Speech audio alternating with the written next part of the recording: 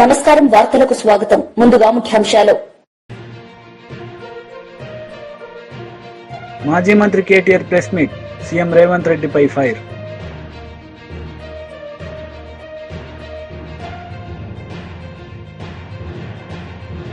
TDP మహిళా leader పచ్చుమర్తి Anuradha press meet, మాజీ CM Jagan పై fire.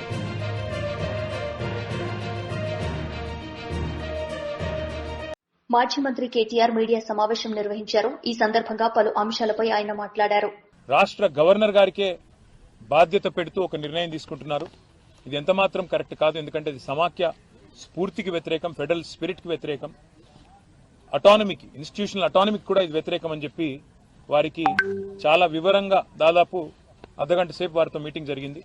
చాలా వివరంగా మేము వినోద్ కుమార్ గారు, సబితా గారి నేతృత్వంలో మా పార్టీ ఆఫీస్లో చాలా మంది అకాడమిషియన్స్ తో, చాలా మంది విద్యార్థి సంఘాల నాయకులతో ఏదైతే సమావేశం జరిగిందో ఆ విషయాలన్నీ కూడా సావధానంగా వారికి వివరించి చెప్పాం. అట్లాగే వైస్ ఛాన్సలర్ల ఎంపిక విషయంలో కూడా పారదర్శకత పాటిస్తూ నిష్ణాతులైన వారికి అవకాశాలు ఇవ్వాలి అని వారు కూడా సూచించారు. మేము కూడా ఏకీభవించాం. ఖచ్చితంగా నిష్ణాతులే ఉండాలి, ఖచ్చితంగా అకాడమిషియన్సే ఉండాలి. అట్లా ఉంటేనే పిల్లలకు కూడా భవిష్యత్తు ఉంటుంది, దేశానికి కూడా భవిష్యత్తు ఉంటుందని చెప్పి కూడా వారికి కూడా చెప్పినాం. కానీ ఈ విషయంలో కేంద్రం పూర్తిగా కంట్రోల్ తీసుకోవడం గవర్నర్ల ద్వారా మంచిది కాదు. సమాఖ్య స్ఫూర్తికి మాత్రం ఇది వ్యతిరేకం. This is against federal spirit అని చెప్పి కూడా వారికి గట్టిగా ఖండితంగా చెప్పడం జరిగింది. అట్లాగే రాష్ట్రంలో కాదు, దేశం మొత్తంలో అన్ని విశ్వవిద్యాలయాల్లో కూడా దళిత, గిరిజన, బలహీన వర్గాల బీసీ స్టూడెంట్స్, స్కాలర్స్ కావచ్చు, పోస్ట్ గ్రాడ్యుయేట్ స్టూడెంట్స్ కావచ్చు, పిహెచ్డి స్కాలర్స్ కావచ్చు, ఇంకా మిగతా పిల్లలు కావచ్చు, ఇవాళ పెడుతున్న ఒక నిబంధన వల్ల వారికి తీవ్రమైన అన్యాయం జరిగే అవకాశం ఉందని చెప్పి కూడా మేము వివరించి చెప్పాం.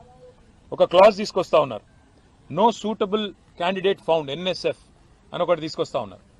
అంటే ఈ విచక్షణాధికారం మరి మనం ఆ విశ్వవిద్యాలయానికి వదిలేసినట్టయితే వారి ఇష్టానుసారంగా అవసరమైతే అప్పుడప్పుడు అబ్యూజ్ చేసి, వాళ్ళ ఇష్టం లేని వ్యక్తులు ఎవరైనా ఉంటే ఎన్ఎస్ఎఫ్ కింద తోసేసి అక్కడ అర్హత కలిగి ఉండి కూడా రాజకీయాల వల్ల కానీ, ఇతరత్ర కారణాల వల్ల కానీ, ఏదైనా ఇతర విషయాల వల్ల కానీ సూటబుల్ ఎస్సీ, ఎస్టీ, ఓబీసీ క్యాండిడేట్లకు అన్యాయం జరిగి ఇతర కమ్యూనిటీస్లో ఉండే వారిని, ఇది మంచిది ఎంతమాత్రం కాదు. కాన్స్టిట్యూషనల్ భారత రాజ్యాంగం ఇచ్చిన హక్కు రిజర్వేషన్. మరి అట్లాంటి పరిస్థితుల్లో ఈ రకమైన ఒక నో సూటబుల్ క్యాండిడేట్ అనే ఒక నిబంధన తీసుకొచ్చి ఎస్సీ, ఎస్టీ, ఓబీసీ అర్హత కలిగిన విద్యార్థులకు అన్యాయం జరిగితే ఇది మంచిది కానే కాదని చెప్పి కూడా వారికి వివరంగా చెప్పాం. దాంతోపాటు మీ రిక్రూట్మెంట్ లో, ప్రమోషన్ లో మీరు ఎక్కువగా మెట్రిక్స్ మీద ఫోకస్ చేస్తున్నారు, కాకుండా రీసెర్చ్ ఎక్సలెన్స్, అదేవిధంగా అకాడమిక్ గా కూడా కొంతమంది అకాడమిషియన్స్ చాలా మంది రీసెర్చ్ ఓరియంటెడ్ గా ఉంటారు. వారు మీరు అనుకున్న మెట్రిక్స్ కి సూటబుల్ కాకపోవచ్చు, కానీ వారిని తప్పకుండా పరిగణలోకి తీసుకోవాలి. మీరు అన్ని రకాలుగా ఆల్రౌండ్ గా ఆలోచించాలని చెప్పినాం. దాంతోపాటు బీఆర్ఎస్ లీడర్ మీడియా సమావేశం నిర్వహించారు. ఈ సందర్భంగా ఆయన మాట్లాడారు. ఖబర్దార్ కాంగ్రెస్ నాయకులారా, మిమ్మల్ని రాజకీయంగా పాతాళంలోకి తెక్కుతుంది ఈ తెలంగాణ బీసీ సమాజం అనేది ఇవాళ హెచ్చరిక చేయదలుచుకున్నాం. ఎందుకు అంటే ఏ లెక్కలు చెప్తారో చెప్పండి. మీరు చెప్పినటువంటి 2011 జనాభా లెక్కల ప్రామాణికంగా తీసుకుంటారా, లేదా 2014లో తెలంగాణ రాష్ట్రం వచ్చిన వెంటనే జరిగినటువంటి సమగ్ర కుటుంబ సర్వే ప్రామాణికంగా తీసుకుంటారా? ఏ లెక్కలు తీసుకుంటారా? కేంద్ర ఎన్నికల సంఘం లెక్కలు ప్రామాణికంగా తీసుకుంటారా చెప్పండి. ఏ లెక్క తీసుకున్నా శాస్త్రీయంగా లెక్క తీస్తే తెలంగాణ జనాభా, రాష్ట్ర జనాభా 4,20,00,000కు ఒక్కటి కూడా తక్కువ ఉండదు. మా అంచనా ప్రకారంగా మేము సేకరించినటువంటి లెక్కల ప్రకారంగానే ప్రభుత్వానికి సంబంధించిన అనేక సంస్థలు, ఎలక్షన్ కమిషన్ ఆఫ్ ఇండియా, ప్రభుత్వ విద్యాశాఖ, శిశు సంక్షేమ శాఖ, ఆరోగ్య శాఖ, వీటన్నిటి గణాంకాల ఆధారంగా మేము చెప్తున్నటువంటి మాకు అంచనాకు వచ్చిందంటే తెలంగాణ జనాభా ఎటువంటి పరిస్థితుల్లో కూడా 4,35,30,00,000కు పైగానే ఉంటుందే తప్ప తక్కువ ఉండే అవకాశం లేదు. ఎందుకంటే మొన్న ప్రకటించినటువంటి ఎలక్షన్ కమిషన్ ఆఫ్ ఇండియా ప్రకటించినటువంటి ఎన్నికల కమిషన్ ప్రకటించినటువంటి దాంట్లోనే తెలంగాణ రాష్ట్ర ఓటర్లు ఎంత అంటే 3,35,00,000. అది 18 సంవత్సరాల వయసుకు పైబడినటువంటి వాళ్ళు. 18 సంవత్సరాల అంటే ఓటు హక్కు ఉన్నటువంటి వాళ్ళు 3,35,00,000 అయితే అంతకంటే కింద ఉన్నటువంటిది 0 నుంచి 5 సంవత్సరాల పసిపిల్లల వయసు ఉన్నటువంటి వాళ్ళు 30 లక్షల జనాభా ఉంది తెలంగాణ రాష్ట్రంలో. దానికి నేషనల్ హెల్త్ సర్వే స్కీమ్ అధికారికంగా చేసినటువంటి దాంట్లో ఉన్నటువంటి వాళ్ళు 30 లక్షలు, సుమారుగా 30 లక్షల జనాభా ఉన్నది. పుట్టిన పిల్లల నుంచి 5 సంవత్సరాల వయసుకున్నటువంటి వాళ్ళకి 5వ తరగతి 5 ఏళ్లకు పైబడిన అంటే 1వ తరగతి నుంచి 10వ తరగతి వరకు చదువుతున్నటువంటి వాళ్ళు మొత్తంగా 1 నుంచి 10వ తరగతి వరకు చదువుతున్నటువంటి వాళ్ళు ప్రభుత్వ లెక్కల ప్రకారం, విద్యాశాఖ లెక్కల ప్రకారంగానే 59,30,269 మంది ఉంటారు. దాంట్లో 1 నుంచి 5th క్లాస్ చదువుతున్నటువంటి వాళ్ళు 29,64,279 మంది ఉన్నారు. 6th, 7th class upper primary school 18,28,565 ఉన్నారు.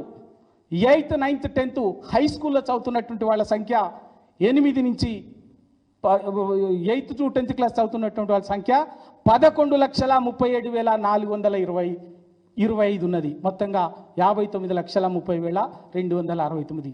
ఇది ప్రభుత్వ గణాంకాలు, ప్రభుత్వం చెప్పినటువంటి విద్యాశాఖ ఉన్నటువంటిది. నెక్స్ట్ అదేవిధంగా ఇంటర్మీడియట్ చదువుతున్నటువంటి పిల్లల సంఖ్య దాదాపు 9,08,000 మంది విద్యార్థులు ఉన్నారు. అంటే 18 ఏళ్ల లోపు ఉన్నటువంటి వాళ్ళు వీళ్ళ మొత్తం కలిపితే, ఇవన్నీ కలిపితే తెలంగాణ రాష్ట్ర జనాభా 4,30,00,000. ఇవన్నీ ప్రభుత్వ సంస్థలే కదా, ప్రభుత్వ ఏజెన్సీసే కదా. ఈ లెక్కలు ఈ విధంగా చెప్తుంటే మీరు ఏదైతే ప్రామాణికంగా చెప్పిందో 2011 జనాభా లెక్కలు ప్రామాణికమని చెప్పేసి అదే తీసుకున్నారు కదా.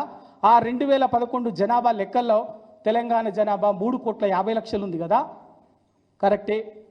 దానికి సగటున ఈ దేశంలో ఎక్కడ చూసినా కూడా 50 ఏళ్ల చరిత్రలో చూసినా కూడా ఈ దేశ జనాభా పెరుగుదల రేటు ఎంత అంటే సంవత్సరానికి 1.3% అయితే ప్రతి 10 ఏళ్లకు ఒకసారికి 13% ఉన్నది. ఎందుకంటే జనాభా లెక్కలు 10 సంవత్సరాలకు ఒకసారి గణాంకాలు జరుగుతాయి కాబట్టి ప్రతి 10 ఏళ్లకు ఒకసారి తీసుకుంటే, యావరేజ్గా తీసుకుంటే 13% వృద్ధి రేటు ఉన్నది. అంటే 3,50,00,000కు 13 పాయింట్ పెంచుకుంటే అట్లా చూసినా కూడా 4,20,00,000 జనాభా తెలంగాణలో ఉంటున్నది. అదే కదా ఇవాళ ఈ దేశంలో అధికారికంగా లెక్కల బీజేపీ లీడర్ మీడియా సమావేశం నిర్వహించారు. ఈ సందర్భంగా ఆయన మాట్లాడారు. 46% 46.25 అని చెప్పేసి ఇవాళ జనాభాని, బీసీలను లెక్కలను తప్పించి తక్కువ చేసి చూపించేటువంటి ప్రయత్నం చేస్తూ ఉంది. ముఖ్యంగా స్టేట్కు సంబంధించినటువంటి జనాభా 4.10 కోట్లు సర్వే ప్రకారం. కానీ ప్రస్తుతం జనాభా రాష్ట్ర ప్రభుత్వం చూపిస్తున్నది వీళ్ళ సర్వే ప్రకారం 3.54 crores మాత్రమే. 2011 జనాభా లెక్కల ప్రకారం రాష్ట్ర జనాభా 3.51 కోట్లు. 2014 కేసీఆర్ గారి నాయకత్వంలో సమగ్ర కుటుంబ సర్వే చేసినప్పుడు రాష్ట్ర జనాభా 3.68 కోట్లు.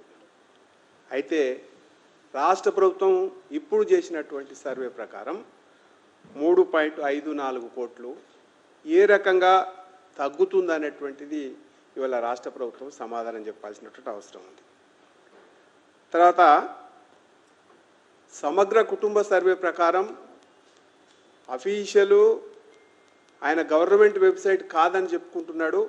కానీ అది గవర్నమెంట్కు సంబంధించినటువంటి వెబ్సైట్లో ఉన్నటువంటి జనాభా బీసీలది 51.1%. కానీ ప్రస్తుతం బీసీల జనాభా ఈ రాష్ట్ర ప్రభుత్వం 46.25గా చూపిస్తూ ఉంది. అంటే జనరల్గా జనాభా లెక్కల ప్రకారం ఏ సర్వే చేసినా జనాభా పెరుగుతుంది, కానీ ఏ రకంగా తగ్గింది దీంట్లోనే రాష్ట్ర ప్రభుత్వం, రేవంత్ రెడ్డి గారి ప్రభుత్వం బీసీలను మోసం చేస్తున్నట్టు కనపడతా ఉంది. తర్వాత ఎక్కడ లేని విధంగా 10%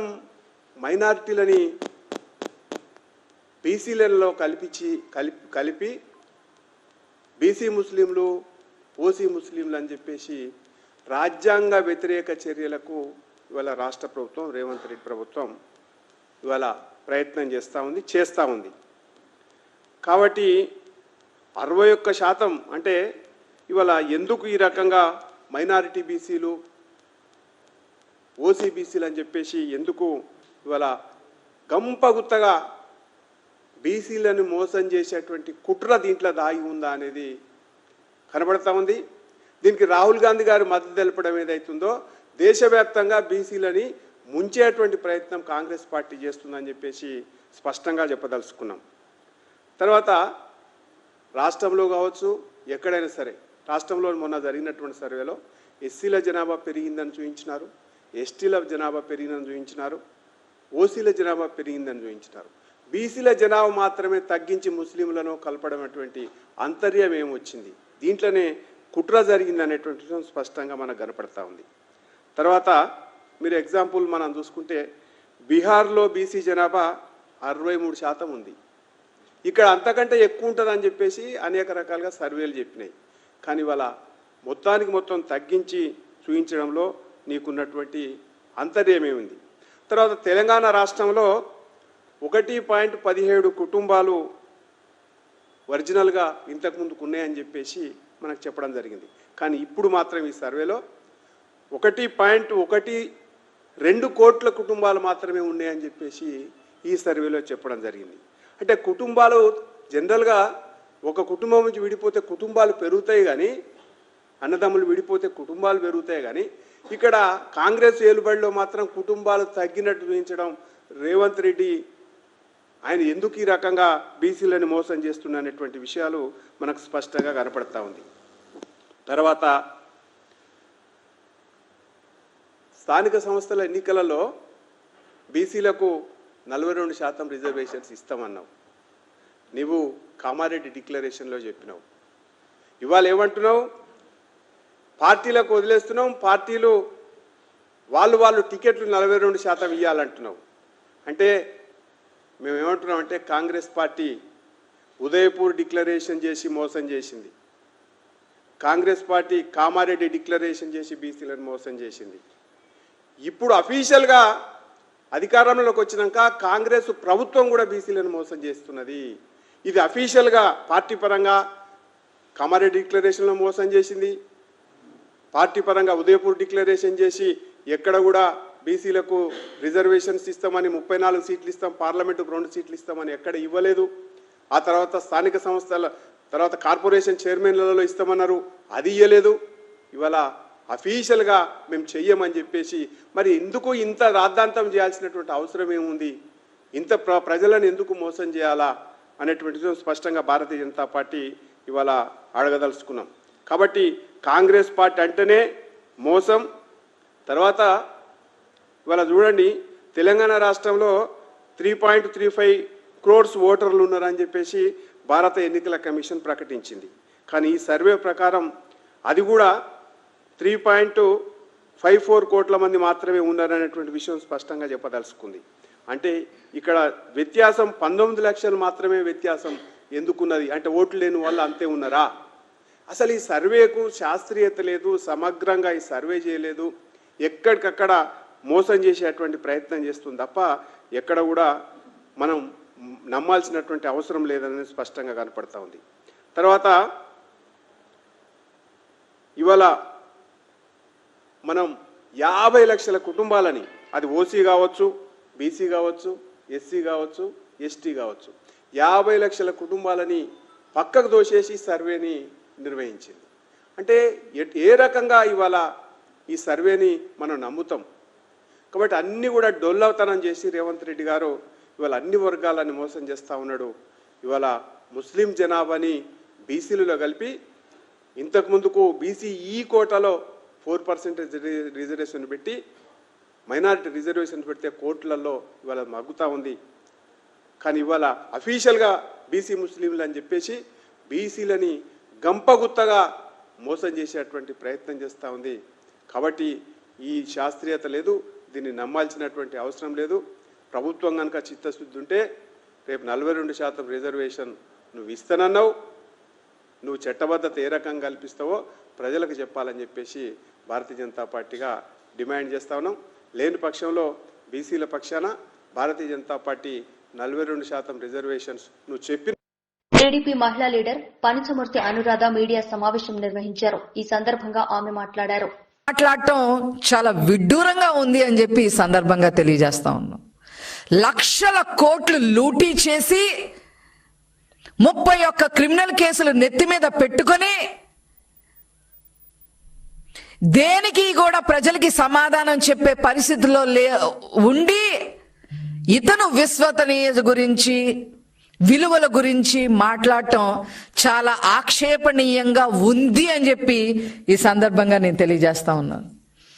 అదేవిధంగా అతను అబద్ధాలు చెబుతా, అతను పచ్చి అబద్ధాలు చెప్పే ప్రయత్నం చేసి ప్రజల మీద ఈ అబద్ధాల్ని నిజాలుగా పలికించాలి అనే ఉద్దేశంతో దాదాపు గంట పైన కంఠశోష అబద్ధాల మీద అబద్ధాలు చెప్పాడనే విషయం అతను గమనించుకోవాలి. మేము అబద్ధాలు చెప్పే ప్రభుత్వమే కాదు, మాది చెప్పే పార్టీయే కాదు, అబద్ధాలు చెప్పే పార్టీయే కాదు. అది మీరు గమనించుకోవాలి. మాట్లాడితే మీడియాని దొంగల ముఠా అని చెప్పి ఈటీవీ, TV5, ABN అట్లాగా కొన్ని ఛానల్స్ ని పట్టుకుని దొంగల ముఠా అని చెప్పి మాట్లాడుతూ ఉన్నాడు. నీకన్నా దొంగల ముఠా అసలు ఎవరున్నారయ్యా ఈ రాష్ట్రంలో? ఎవరున్నారు? 90% ఆర్థిక నేరస్తుల్ని, డౌరీ కేసుల్లో ఉన్నోళ్ళని, ప్రేమించి పెళ్లాడతానని చెప్పి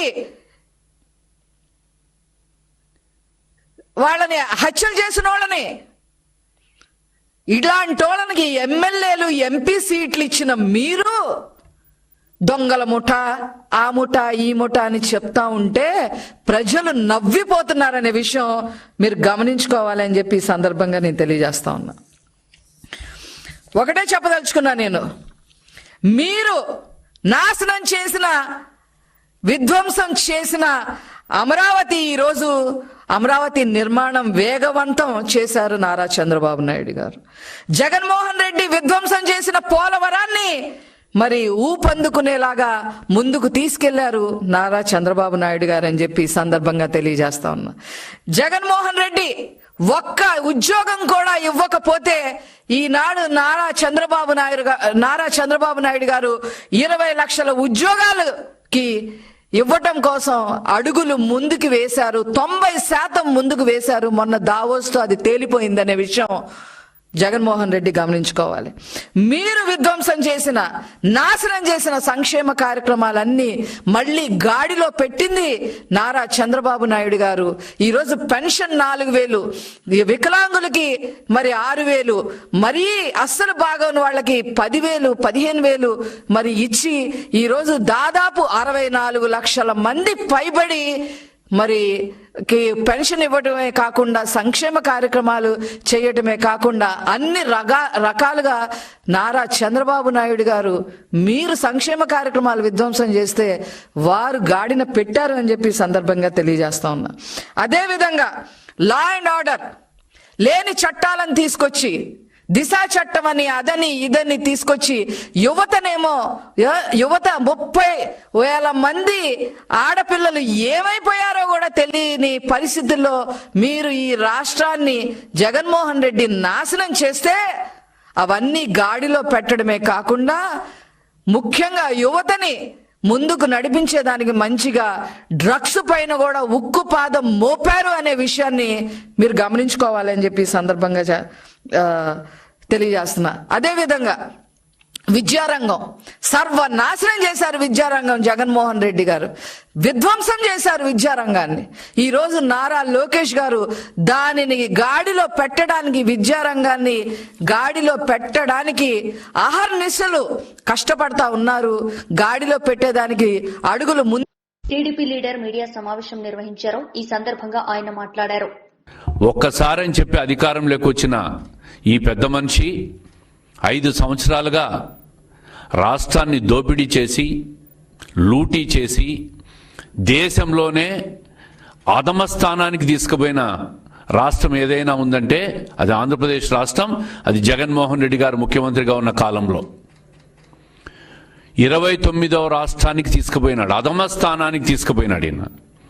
2014 నుంచి 19 కాలంలో రాష్ట్రం విడిపోయిన తర్వాత కష్టాల్లో ఉన్న రాష్ట్రాన్ని ఒక రాజధాని నిర్మించాలా, ఒక పోలవరం ప్రాజెక్టు పూర్తి చేయాలనే తలంపుతో మన ప్రస్తుత ముఖ్యమంత్రి చంద్రబాబు నాయుడు గారు ఆ రోజు అష్ట కష్టాలు పడి పోలవరం ప్రాజెక్టును 72% పూర్తి చేస్తే రాజధానిని ఒక అద్భుతంగా నిర్మించాలని చెప్పి 33,000 ఎకరాలు రైతులను ఒప్పించి ప్రభుత్వం మీద భారం పడకుండా ల్యాండ్ పూలింగ్ విధానాన్ని ప్రవేశపెట్టి రాజధాని నిర్మాణం చేస్తే, అదేవిధంగా పెండింగ్లో ఉన్న రాయలసీమలో ప్రాజెక్టులన్నీ పూర్తి చేయాలని తలంపుతో ప్రారంభిస్తే ఈయన 2019లో అధికారం లేకొచ్చి 3 రాజధానుల పేరుతో రాజధానిని నాశనం చేశాడు, పోలవరం ప్రాజెక్టు నిర్మాణాన్ని నాశనం చేశాడు, రాయలసీమ పెండింగ్ ప్రాజెక్టులు ఒకటి పూర్తి చేయలే.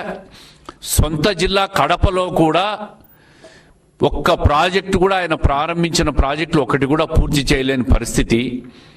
మీ సొంత నియోజకవర్గం పులివెందల పట్టణంలో ఇప్పటికీ కూడా మాకు రోడ్డు లేదు మహాప్రభు అని ప్రజలు రోడ్డు మీదకి వచ్చి మొత్తుకుంటున్న పరిస్థితి ఈరోజు మనం చూస్తూ ఉంటాం.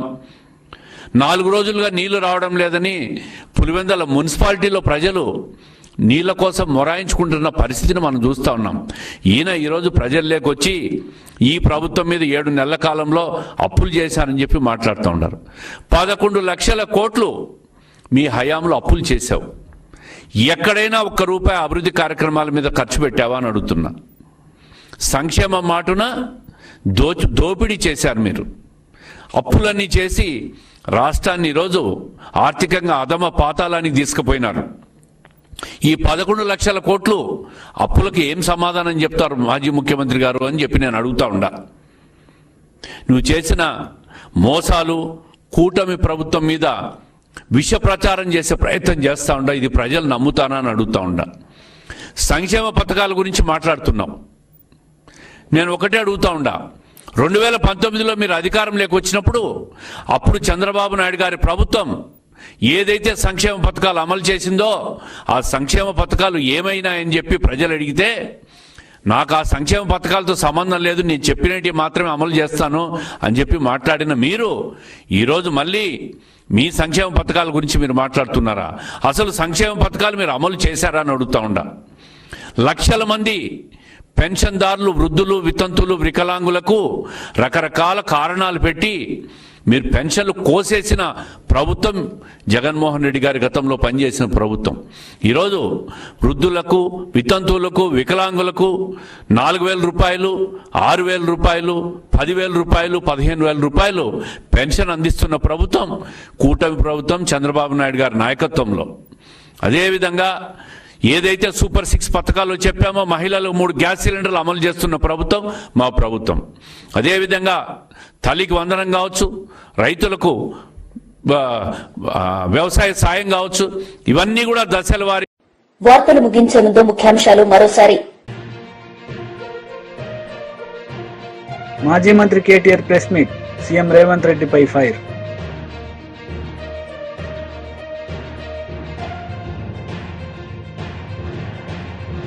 టీడీపీ మహిళా లీడర్ పచ్చుమర్తి అనురాధ ప్రెస్ మీట్, మాజీ సీఎం జగన్ పై ఫైర్.